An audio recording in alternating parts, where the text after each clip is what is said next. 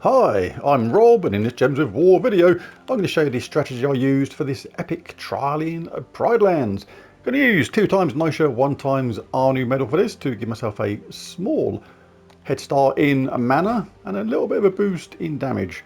Right, these trials, epic trials, this is the last one, level 350. I've used the same order throughout and the same kind of strategy. The kid order for the team is pretty much as they are there. You would like to kill Sekma first in an ideal world, but basically the way this team works is it's not going to really work that way, because Behemoth is the only troop which does damage, and it's damage to all, or normal damage, and that's going to take too long to actually pick through this team and kill them all off at the same time, especially with this huge amount of armor and life they've got. So as they stand is how they are going to fall. Right, now the strategy for this is a little bit luck based. There's not a lot you can do about some things. You have to roll with what happens sometimes.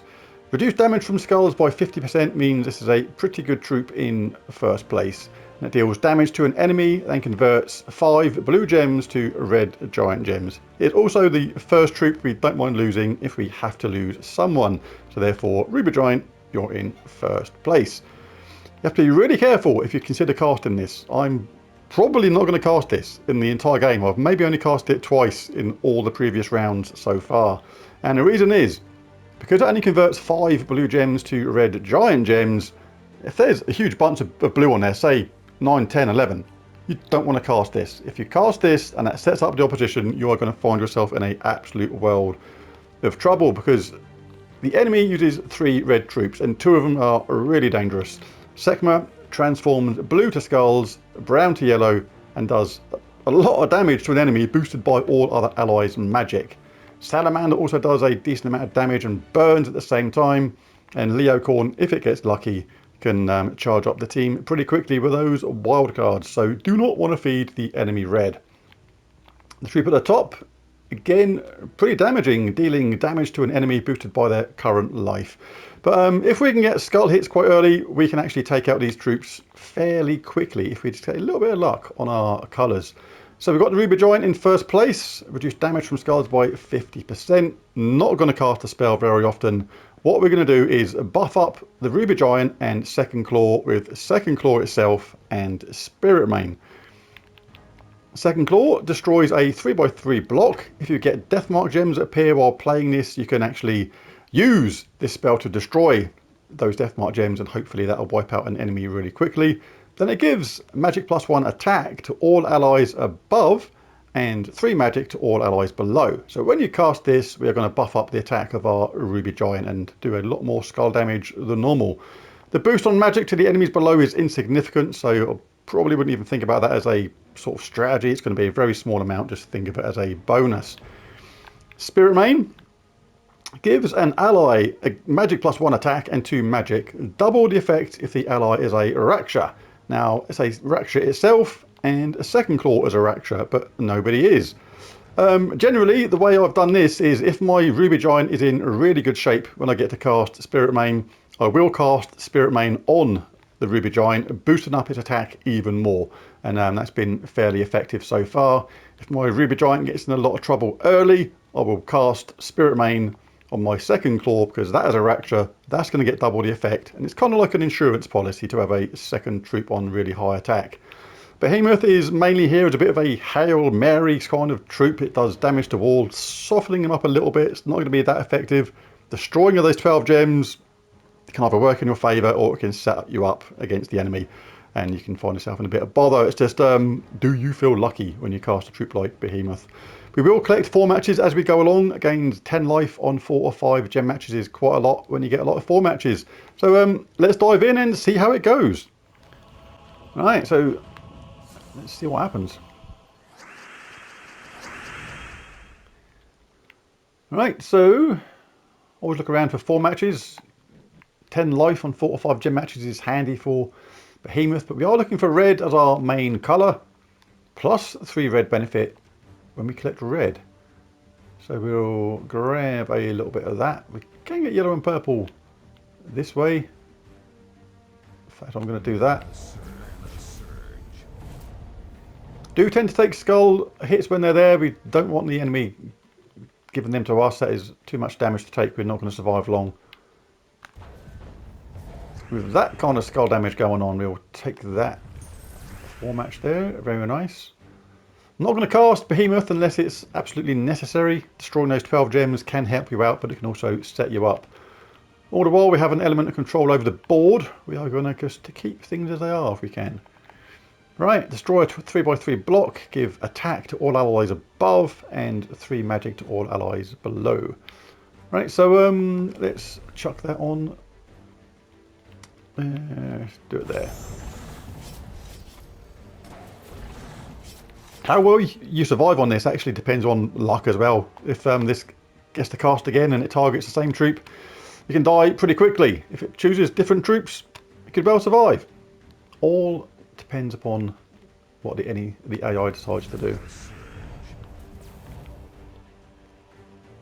Alright, so this is what I was saying earlier about this. Do not want to cast it. 15 blue on the board, the chances are this is just going to go massively wrong and you're going to set up the AI on a huge bunch of red, which we absolutely do not want. But my Ruby Giant is in okay shape. There's quite a few skulls on the board, so I'm going to cast this on the Ruby Giant. We do get double the effect from if we cast it on the Rapture, but like I say, all the while the top troop is in fairly good condition. It's definitely worth casting it on them.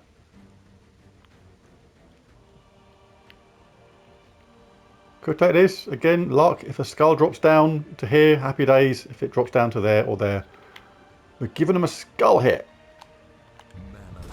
But we got lucky, look. Right, shall we give ourselves one more boost? I think we do.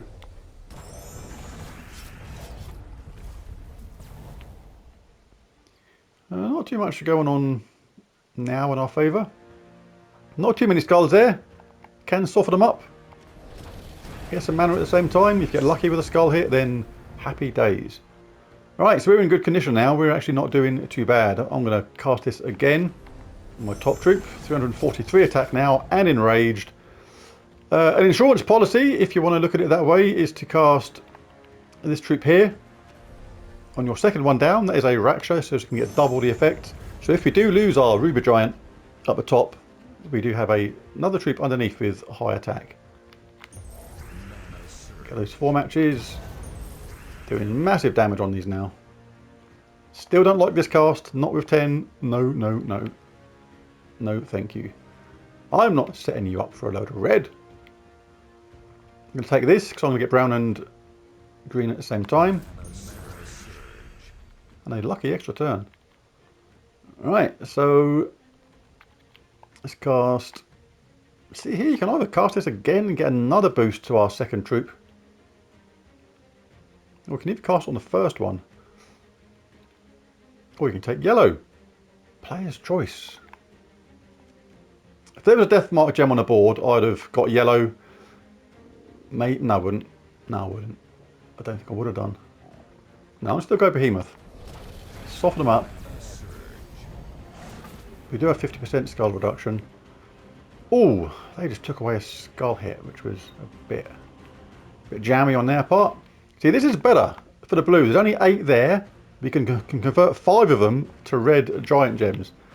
So 3 of them are there, and that is a very good match, and they are there as well. We're going to be pretty unlucky if this doesn't work out in our favour. So I'm actually going to do this, and I'm going to put it on her. The reason is the damage, actually combined with the Behemoth damage, that would be enough. But we're not going to get Behemoth charged up, so I'm going to cast it on them. That did work out really, really well. Now what can we do? We've got wild cards there. But I want to do skull hit if I can. Right, let's do this again. And cast this there because I want to take out. Alright, let's get rid of them. 400 attack. Thank you. Enraged because they died. But Sekma is about to get angry. Now this can be really devastating. You have to be so careful now. Right, Blue to skulls, brown to yellow. Blue to skulls, brown to yellow. Right, so blue to skulls. If this works out good for us, you can actually let them cast, and it's going to set us up there. Blue to skulls. So blue to skulls isn't bad. Brown to yellow. Again. I'm going to let her do that. So I'm going to make as little adjustment to the board as I can.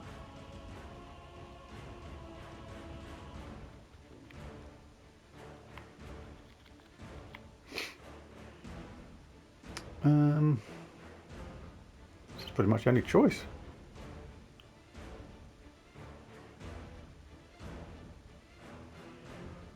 Don't really want to do it that way. Alright, let's go for it.